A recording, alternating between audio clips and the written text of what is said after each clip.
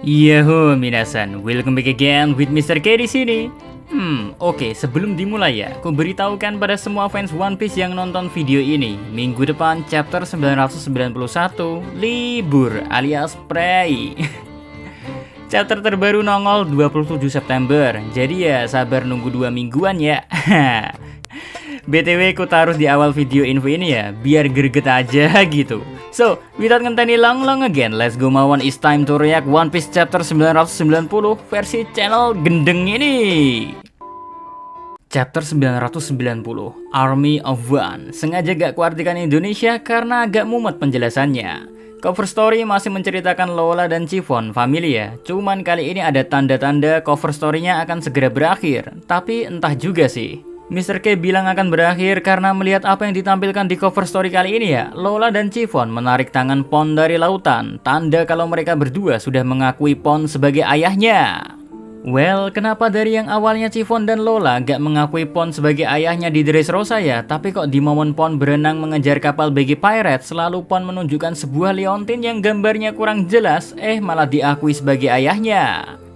Jawabannya ada pada kenangan Chiffon dan Lola ketika masih bersama ibunya alias Big Mom. Pernah diceritakan kalau ayah mereka berdua adalah orang yang ngeyel dan tak pernah menyerah untuk bertemu mereka berdua walau Big Mom sudah menendang Pon berkali-kali. Jadi yang membuat Chiffon dan Lola terenyuh bukan hanya karena liontinnya ya, tapi kegigihan Pon lah yang jadi poin utamanya. Ya syukurlah Pon bisa bersama dengan kedua putrinya lagi, lengkap dengan menantu dan calon menantu.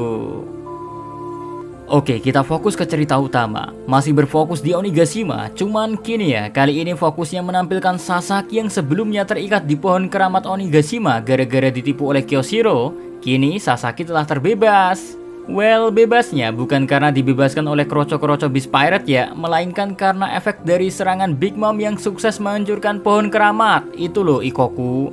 Sehingga membuat tali bagian belakang yang mengikat Sasaki juga ikutan hancur lebur. Untung serangannya gak mengenai Sasaki ya. Ya, beruntung juga sih Sasaki ini. Well, sekarang Sasaki kan udah terbebas kan. Kini dia akan membalas perbuatan Kyoshiro aka Denjiro karena telah berani-beraninya mengkhianatinya. Next, sekarang pindah ke atas tengkorak Onigashima. Perang antara Minks dan Akazaya melawan Kaido beserta pasukannya telah dimulai. Cuma Kaido belum unjuk gigi nih, karena para Minks beserta Akazaya sedang menghandle Jack beserta pasukan Beast Pirate yang dibawa oleh Jack. Pertarungan terlihat didominasi oleh para suku Ming yang sudah berubah ke mode sulong, berhasil membuat para Beast Pirate kesakitan. Cuma hal ini gak berlaku bagi Jack yang telah berubah ke mode Ancient Zuan Mammothnya. Beberapa Ming sudah mencoba menyerang Jack, tapi Jack yang dalam mode ini sangatlah tahan banting.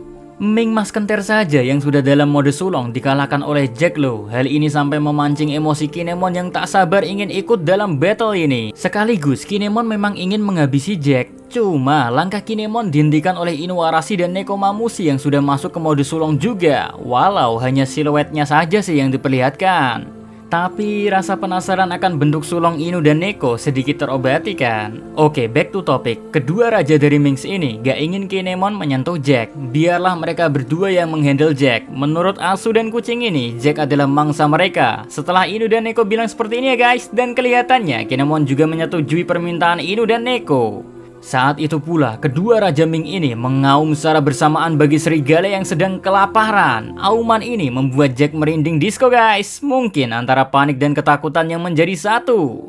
Karena you know lah, yang dihadapi Jack kali ini bukan sekedar sulong biasa. Oke, setelah auman Inu dan Neko selesai, mereka berdua pun dengan kecepatan yang sangat tinggi langsung mencoba menyerang Jack guys. Tapi sayang, momen battle Raja Minks melawan Jack malah dipindah di sekitar Kastil Kaido, di mana di sini juga sedang terjadi kekacauan yang sangat besar juga. Oke, sekarang fokus di dalam Kastil Kaido. Lantai teratas ya, ada Queen dan King yang sedang ngobrolin masalah yang gak masuk akal tentang keberadaan para pasukan aliansi pembebasan Wano Kuni yang kebanyakan dari mereka adalah tahanan di Udon. Lebih tepatnya lagi, tahanan di bawah kekuasaan Queen.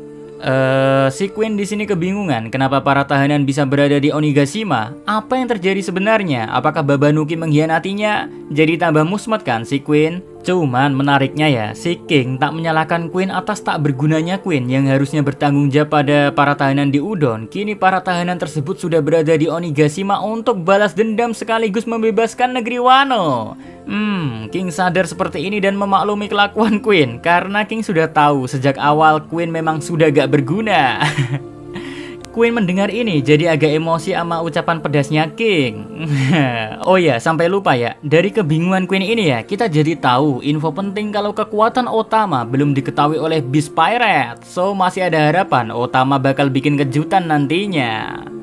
Sementara itu King di sini ya, setelah ngejek Queen, dia langsung menelpon semua Tobiroppo untuk menginfokan pada Tobiroppo kalau saat ini keadaan di Onigashima sedang kacau balau. Ada 5.000 penyusup yang mengganggu berjalannya pesta di Onigashima untuk 30.000 orang sekaligus di sini ya. King juga menginfokan ini adalah bencana terparah yang terjadi di Onigashima sepanjang sejarah. Jadi misi menangkap Yamato dibatalkan dan para Tobiroppo diminta untuk melakukan segala cara untuk menghandle kekacauan ini. Terutama mereka diminta untuk menghentikan siapapun yang ingin naik ke atas dari pihak musuh untuk melawan Kaido. Well, King seperti overprotective saja ya terhadap kaptennya. Bukankah makhluk terkuat di muka bumi One Piece katanya Kaido? Kenapa seperti khawatir jika Luffy dan para aliansi pembebasan Wano Kuni naik ke atas Onigashima?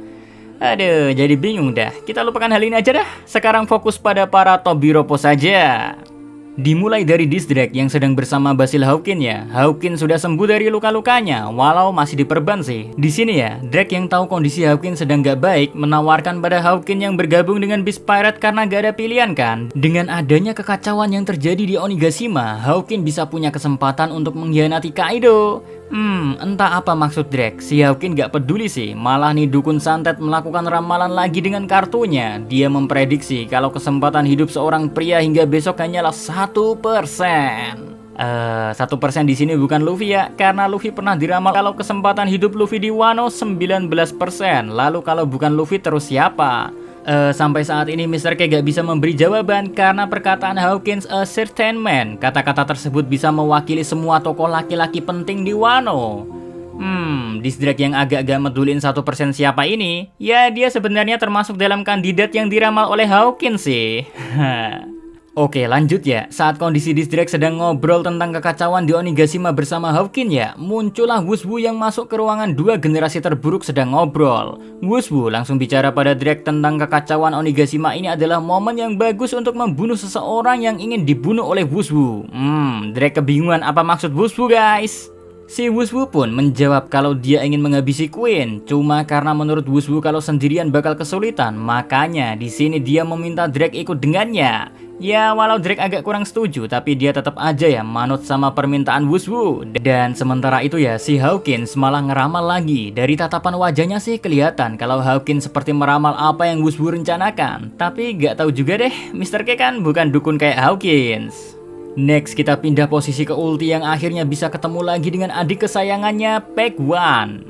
Kondisi mereka habis diajar Luffy sama Yamato kelihatan baik-baik saja sih. GG juga dah daya tahan body mereka ya. Kini mereka berdua sepertinya setelah mendapat telepon dari King tadi ya tentang situasi di Onigashima, mereka kayaknya ya akan mencari di mana pusat kekacauan terbesar agar ulti dan Pac One bisa beraksi lagi. BTW di momen King manggil para Tobiroppo by telepon yang bikin menarik itu si Black Maria. Nih cewek gede seksi kok seperti santuy-santuy saja ya melihat kondisi Onigashima yang kacau balau. Jadi berpikiran yang enggak-enggak dah Mr. K ini. Next pindah di sekitar kastil Kaido di lantai pertunjukan ya. Kini pertempuran pasukan aliansi pembebasan Wano Kuni melawan Beast Pirate telah dimulai. Situasinya sangat panas, para samurai sempat unggul, tapi dari sisi Beast Pirate masih ada ninja Oniwa Bansu yang juga ikut bertempur di sini. So pertempuran ini kelihatannya sih sangat sengit. Oh iya, saat Oniwa Bansu tampil ya, ada hal yang menarik yaitu Fukurokuju gak ikut bertempur. Malah nih ketua ninja Oniwa Bansu balik badan minggat ke suatu tempat. Si ketua Mimawari Gumi yaitu Hotei sadar ada gelagat aneh dari Fukurokuju merasa curiga pada ketua ninja Oniwa Bansu ini. Apakah Hotei akan mengikuti gerak-gerak Fukurokuju yang aneh ini? Well, jawabannya masih misterius guys. Kita wait saja nantinya di chapter selanjutnya kayak gimana. Cuman ada sedikit harapan dalam hati Mr. K. Semoga keanehan perilaku Fukurokuju ada hubungannya dengan Kurozumi Brengsek Orochi. Next, masih di pertempuran besar ini ya, kita melihat para samurai berusaha melawan para Numbers dan mereka sedang berusaha membuka jalan pada Luffy dan nakamanya agar bisa sampai ke lantai atas kastil Kaido supaya bisa naik ke atas tengkorak Onigashima. Poinnya sih para samurai aliansi yang ada di dekat SHP ingin SHP menyimpan tenaganya untuk fokus menghadapi musuh-musuh utama yang ada di dalam kastil Kaido. Masalah Numbers dan kroco-kroco Beast Pirate serahkan saja pada para samurai. Bahkan tak sekedar ucapan, para samurai pun langsung menyerang kaki Numbers Goki. Cuma serangan tersebut gak ngefek pada Goki, malah kini Goki agak jengkel dengan serangan para samurai. Dan pentung kasti yang dipakai Numbers Goki langsung dihantamkan pada para samurai yang menyerangnya. Untung saja ya, sesaat pentung itu mau menghantam para samurai, Zoro dengan gercep menebas pentung Goki menjadi dua. Nah, tak cukup di situ saja guys, pentung hasil tebasan Zoro tadi kan salah satu bagiannya melayang tuh, ukurannya kan besar. Larinya ke para samurai lagi arahnya. But situasi ini udah dihandle dah sama Jinbe yang hanya mengandalkan satu tangan saja berhasil menghentikan laju pentung Numbers Goki yang tadinya ditebas oleh Zoro. Safe dah pokoknya. Dan dalam keadaan ini ya, Luffy yang melihat nakamanya memperlihatkan kekuatannya, sang Bakasencho dengan senyuman memberitahu pada semua orang kalau memang musuh ini mirip dengan Ors. Luffy beserta timnya dulu pernah melawannya, bahkan nyaris dihabisi oleh Ors. Walau dulu satu tim untuk ngalahin satu Ors, tapi itu dulu, sekarang keadaan sudah berbeda. Nah guys, para nakama yang mendengar sang kapten berkata seperti itu menjadi tersenyum. Luffy pun langsung berubah ke mode Gear 4-nya, bersiap menunjukkan pada semua orang di sini, jangan takut pada apapun. Oke, dalam posisi Luffy berubah ke mode Gear 4 ya, kakek Yo langsung sadar kalau Luffy penampilannya mengingatkan kakek Yo pada Dewa Pelindung, alias yang dimaksud kakek Yo bukanlah Meiyo ya, tapi Mio atau lebih dikenal dengan Fudo Mio. Apakah ini berarti ada potensi Luffy bakal dikelilingi oleh api saat masuk ke mode Gear 4? Well, who know, kita waiting dengan santuy aja, oke? Next, sebelum lanjut ke Luffy, kita pindah sebentar ke posisi Diss Drake yang sudah babak belur berdarah-darah diajar oleh Queen. Drake ternyata dijebak oleh Wushu yang berbohong kalau dirinya akan membunuh Queen. Ternyata Wushu dan Queen ingin menghabisi orang yang sama, yaitu Diss Drake. Alasan Drake dijebak oleh Wushu ya, karena ada seseorang yang melihat Drake membebaskan Law. Jadi di sini Queen dan Wushu meminta kejelasan kenapa Drake membebaskan Law. Apa tujuan Drake sebenarnya? Drake sangat terpojok guys. Bahkan Hawkins di sini sama sekali gak membantu Drake, malah nambah-nambah memojokkan Drake. Cuma you know lah, karena Drake keyakinannya kuat, dia gak akan membocorkan tujuan aslinya walau kematian datang padanya. Dan dia pun juga tak ingin mati tanpa perlawanan. Tiba-tiba saja ya ada ledakan besar. Entah dari mana ledakan ini. Yang jelas ledakan ini sukses membuat Drake bisa kabur dari interogasi dan siksaan Queen. Cuma tetap saja ya, Drake bingung harus apa. Apakah lari? Terus lari? Larinya mau kemana coba? Tak ada jalan baginya untuk kembali kemanapun kan? Tiba-tiba saja dia teringat akan ucapan Kobe tentang Luffy. Seketika Drake yakin masih ada harapan. Dia pun langsung masuk ke mode hibridnya, mengangkat kedua pedangnya, terjun langsung ke lantai pertunjukan di dekat kastil Kaido ini. Serangan Excalibur pun dilancarkan pada salah satu Numbers, bebarengan dengan serangan Diss Drake pada Numbers ya. Luffy pun juga mengeluarkan jurus Gomu Gomu Konggan yang dihantamkan pada Numbers juga. Kini kedua generasi terburuk sukses menumbangkan dua Numbers sekaligus. Nah, para samurai yang melihat kejadian ini bingung kenapa Diss Drake yang merupakan Tobiropo malah menyerang Numbers. Ada apa ini sebenarnya? Itulah yang mungkin mereka pikirkan. Drake pun setelah menghabisi Numbers langsung berteriak dengan lantang kalau dirinya saat ini adalah seorang pasukan yang tak punya tujuan dan tak punya siapa-siapa lagi di sampingnya. Jadi Drake meminta tolong pada Luffy untuk mengizinkannya bertarung bersamanya. Seketika Luffy mendengar hal tersebut ya langsung kaget bukan main. Terlihat dari ekspresi Bakasencho yang hanya bilang, "Hah?" Sayang, chapternya berhenti sampai ekspresi kaget Luffy. Jadi gak sabar nunggu 27 September nih. Keep sabar wae lah. Oh iya, sebelum Mr. K akhiri video ini, mau memberitahu nih pada semua fans One Piece, pre-order hoodie spesial yang menampilkan desain Brook bermain violin di depan kuburan semua kru SHP sudah bisa dipesan di Tokopedia. It's very exclusive dan pre-order akan Mr. K tutup tanggal 15 September pukul 23.59 waktu Indonesia bagian Barat. Mr. K gak maksa untuk beli ya, cukup lihat aja dulu atau minimal ikutin tuh akun Tokopedia, toko online Mr. K. So, sekian infonya ya. See you again next time. Adios di Caramelo. Stay safe everyone. Salam Animania. 無限大の地広げ果てし